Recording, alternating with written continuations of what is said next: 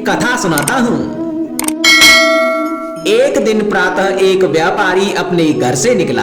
घर से निकलते ही एक बिल्ली ने उसका मार्ग काट दिया और व्यापारी घबरा गया। वो फिर से वापस घर लौट गया और शुभ घड़ी की प्रतीक्षा करने लगा। और जब वह पुनः अपने घर से निकला तब तक वो वाहन वहां से जा चुका था जिससे राजा तक पहुंचकर उसे भेंट देनी थी। और समय के चलते राजा तक भेंट नहीं पहुंच पाई तो राजा ने उस व्यापारी का व्यापार बंद करवा दिया। और इस कारण व्यापारी क्रोधित होकर घर पर अपनी पत्नी से लड़ बैठा और पत्नी अपने बच्चों समेत अपने मायके चली गई।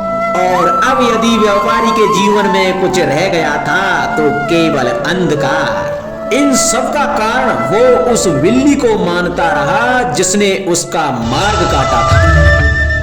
ऐसा ही एक दूसरा व्यापारी उस राजा को भेंट देने निकला। समय के चलते और उस व्यापारी का भी मार्ग एक बिल्ली ने काट दिया और वो व्यापारी तनिक घबराया, किंतु उसने आगे चलना उचित समझा। राजा तक वो समय पर पहुंचा। उसने राजा को भेंट दी और राजा प्रसन्न हुए और राजा ने उसे अपना व्यापार बढ़ाने की अनुमति दी और स्वर्ण आभूषण दिए। और व्यापारी अपने घर पहुंचा तो उसे अपनी पत्नी को देने के लिए आभूषण और बच्चों को देने के लिए उसके पास वस्त्र थे। हर ओर प्रसन्नता थी।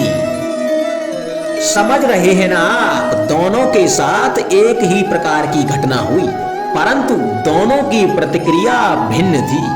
ऐसा ही हमारा जीवन भी है। हमारे जीवन में प्रारब्ध का अपना स्थान तो है परंतु उससे कई अधिक महत्वपूर्ण हमारी प्रतिक्रिया और हमारी सोच का प्रभाव भी है, क्योंकि यही हमारे जीवन को आकार देते हैं। इसलिए अपनी सोच को सकारात्मक रखिए और आपका जीवन सदैव आनंदमय रहेगा।